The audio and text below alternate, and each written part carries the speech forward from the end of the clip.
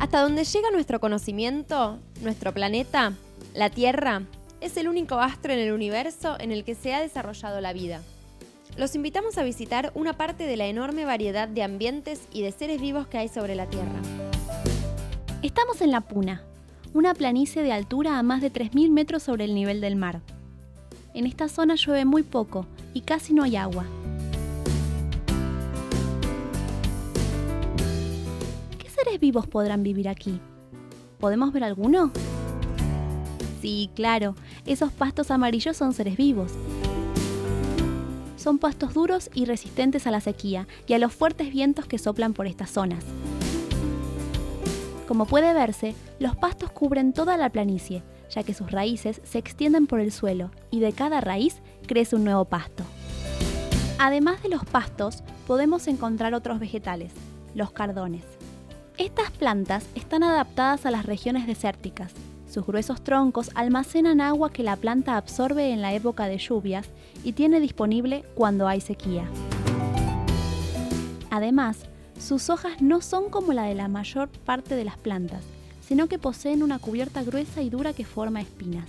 De esta manera, pierden menos agua por evaporación.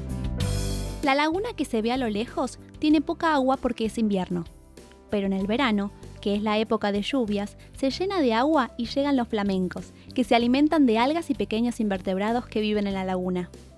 Estos flamencos son aves migratorias.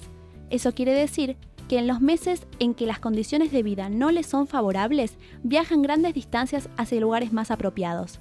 Luego, en la época en que las condiciones mejoran, vuelven al mismo lugar.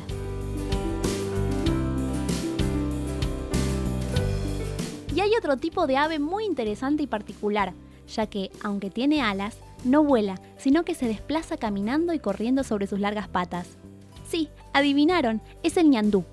Los ñandúes recorren los pastizales donde consiguen su alimento: granos, raíces, lombrices y pequeños insectos. Los ñandúes no forman pareja. Un macho se aparea con varias hembras y luego éstas construyen un nido comunitario donde ponen sus huevos. Cuando nacen los pichones, los cuidan y alimentan entre todas. Las vicuñas habitan en esta zona desde hace millones de años, desde antes que existieran las personas. Los hombres originarios de estas regiones aprendieron a domesticarlas para aprovechar su carne como alimento y su lana para tejer mantas y vestimentas. Esta tradición se mantiene hasta nuestros días, por eso las vemos en el corral, pero la mayor parte del tiempo la pasan libres en el campo alimentándose de los pastos, que, aunque son duros, para ellas es la principal fuente de alimento. Las llamas, por su parte, se alimentan de pastos y también ramonean las hojas de arbustos y árboles pequeños. A diferencia de la vicuña, las llamas no existían antes de que el hombre americano comenzara a criar animales. En La Puna existe otro tipo de animal parecido a la llama, el guanaco. Los habitantes de La Puna seleccionaban los guanacos que tuvieran más cantidad de pelo y los cruzaban entre sí. También tenían en cuenta, al seleccionarlos, que fueran más mansos y no salieran corriendo o escupieran a su pastor cuando se acercaba. Así, cruzando entre sí solo a los guanacos que tuvieran estas características, llegaron a obtener otra clase de animal, las llamas, que tienen buen pelo para esquilar y son más mansas que sus parientes guanacos. Las llamas hembras y machos se parecen mucho entre sí, y es difícil distinguir uno de otro. Una vez al año, las llamas se aparean y las hembras quedan preñadas. Las llamas bebé tardan casi un año hasta que nacen. Normalmente tienen una cría y raramente dos. Al nacer toman la teta de su mamá y permanecen junto a ella a lo largo de todo un año, cuando se transforman en adultos.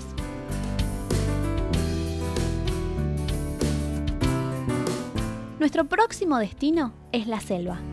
Pero no podemos abandonar esta zona de altura sin conocer a este gran felino que es el puma. El puma es un animal solitario. Pasa la mayor parte del tiempo recorriendo el amplio territorio en que habita en busca de su alimento.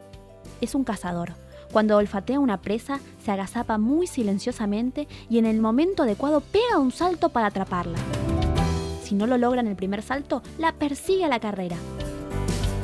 Se alimenta principalmente de pequeños mamíferos como ratones o hurones, pero también puede comer animales más grandes como los guanacos o las vicuñas.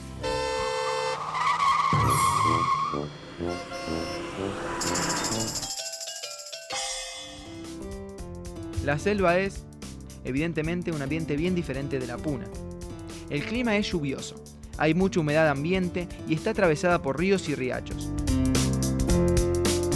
La vegetación es muy variada. Podemos ver grandes árboles que hunden sus raíces en el suelo, de donde obtienen agua y sales. Y sus troncos y ramas se elevan hacia lo alto, captando así la luz del sol y los gases del aire. Con el agua, las sales, el dióxido de carbono del aire y la energía solar, las plantas fabrican su alimento. Pero no todas las plantas de la selva son árboles. Si observan bien, verán sobre ellas otros tipos de plantas como las trepadoras o las epífitas. Ni las unas ni las otras poseen troncos altos. Las plantas trepadoras se adhieren a los troncos y las ramas y trepan sobre ellos, llegando casi tan alto como las ramas de los árboles. Estas plantas también obtienen agua y sales a través de sus raíces que penetran en el suelo. En cambio, las plantas epífitas, como las bromelias, nacen y se desarrollan sobre las ramas más altas. Desde allí captan el sol y el aire, y poseen unas pequeñas raicillas aéreas a través de las cuales obtienen agua y minerales disueltos en ella, de la propia humedad del aire. La mayor parte de las plantas que vemos aquí se reproducen a partir de semillas. En alguna época del año aparecen las flores. Luego, estas se transforman en frutos que contienen las semillas. Cuando los frutos maduran, las semillas se esparcen y se desarrollan, dando lugar a nuevas plantas. Sin embargo, algunas plantas como las bromelias, además de reproducirse a través de semillas, pueden hacerlo de otro modo. Simplemente, forman gajos que se desprenden de la planta, se asientan en otra parte y desarrollan una planta nueva.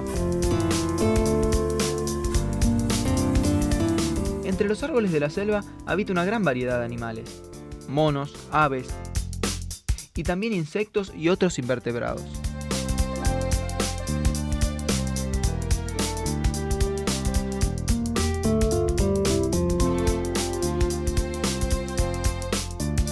Este es un tucán, un ave que al igual que los loros se alimenta principalmente de frutos de los árboles de la selva. Los tucanes hacen sus nidos en los propios árboles y allí crían a sus pichones. Suelen tener entre 2 y 4 pichones por vez. Cuando nacen, al principio no se parecen mucho a sus padres porque el pico tarda varios meses en crecer. Hay otros animales que también se alimentan de frutos. Los monos caí. Estos monos viven en manadas que están compuestas por varios machos y hembras, tanto adultos como crías y jóvenes monos. Juntos recorren las ramas de los árboles recolectando los frutos que, junto con insectos y pequeños vertebrados, constituyen su alimento. Cuando las crías son muy pequeñas, van todo el tiempo agarradas de la mamá mona que los alimenta con la leche de sus mamas. Descendamos ahora de los árboles para investigar los seres vivos que andan por el suelo de la selva. Hay algo que llama mucho la atención, y es la cantidad de restos de hojas, troncos, ramas que hay sobre la superficie del suelo. Basta con hurgar un poco entre la hojarasca o debajo de un húmedo tronco para encontrarse con una gran variedad de pequeños animales como bicho bolita y pequeños insectos que pasan la mayor parte de su vida debajo de los restos vegetales de los cuales se alimentan. También hay arañas que elaboran sus trampas con las que cazan a los insectos para luego comérselos. Todos estos pequeños invertebrados se reproducen mediante huevos. Las arañas fabrican nidos donde depositan gran cantidad de huevitos de los cuales nacerán sus pequeñas arañitas. Muchos insectos depositan los huevos en los charcos con agua o en el interior de la tierra. En el suelo, entre la hojarasca, encontramos otro tipo de organismos, los hongos, que también se alimentan de las partes muertas de las plantas. Hay hongos muy variados y de distintos colores. Son seres vivos bastante extraños. Aunque podrían parecer plantas, no fabrican su alimento, sino que lo obtienen de otros seres vivos. Por eso, los biólogos no lo consideran ni animales ni plantas. Simplemente son hongos. Los más conocidos son los hongos de sombrero. El sombrero es la parte del cuerpo de los hongos donde se forman las esporas, que son como pequeñas semillas que se esparcen por el aire y el viento las traslada a grandes distancias. Cuando caen al suelo, las esporas germinan y dan lugar a nuevos hongos. Y hay todavía otro tipo de seres vivos que se alimentan de los restos de plantas y animales que cubren el suelo de la selva. No son ni plantas, ni animales, ni hongos. y son tan pequeños que no pueden ser vistos a simple vista. Se trata de los microorganismos. El cuerpo de estos organismos microscópicos están formados por una única célula. A diferencia de las plantas, de los animales y de la mayor parte de los hongos que están formados por miles y miles de células. Los microorganismos se reproducen de una manera muy sencilla. Su cuerpo, que es una única célula, se divide originando así dos individuos nuevos. En las lagunas y charcos podemos ver renacuajos. Estos animalitos son las crías de las ranas, que nacieron de huevos. No se parecen nada a los adultos. Tienen cola y no tienen patas. A medida que se desarrollan, van cambiando su aspecto hasta llegar a ser iguales a sus padres.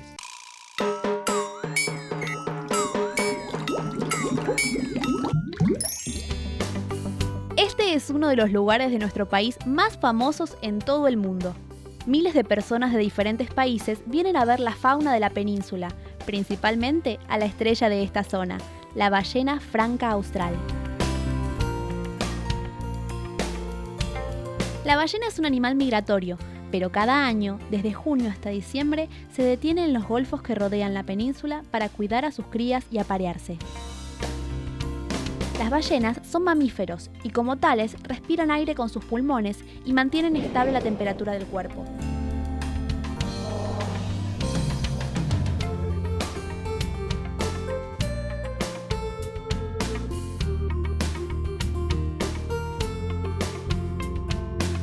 Por supuesto, paren y amamantan a sus crías.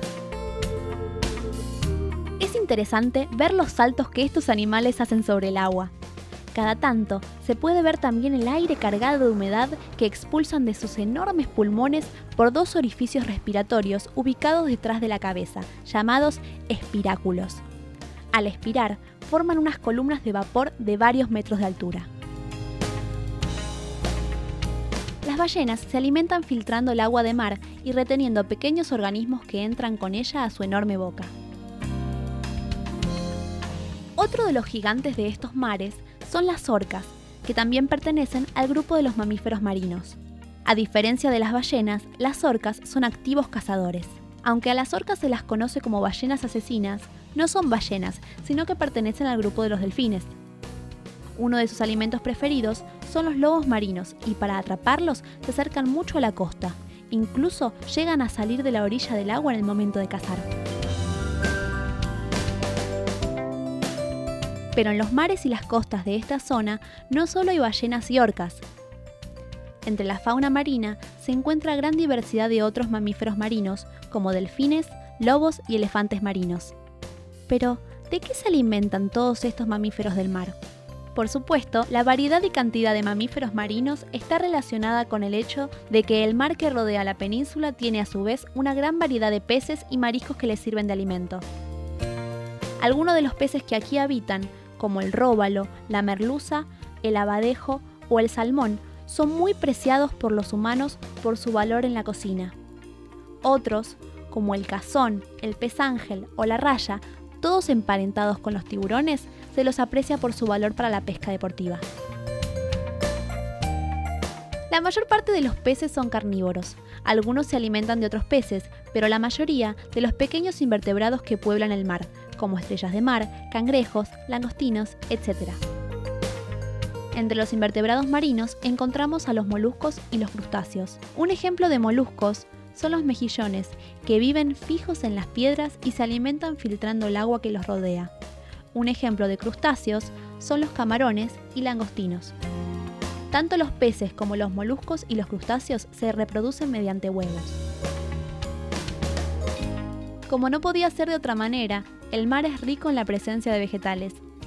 Entre ellos, las algas que flotan sobre la superficie del agua, donde reciben luz solar necesaria para fabricar su alimento, como todos los vegetales.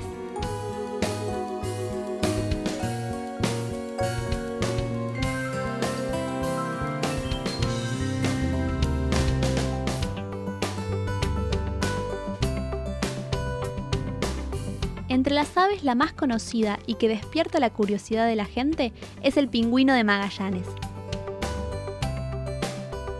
En la península hay varias pingüineras donde estas simpáticas aves forman enormes colonias.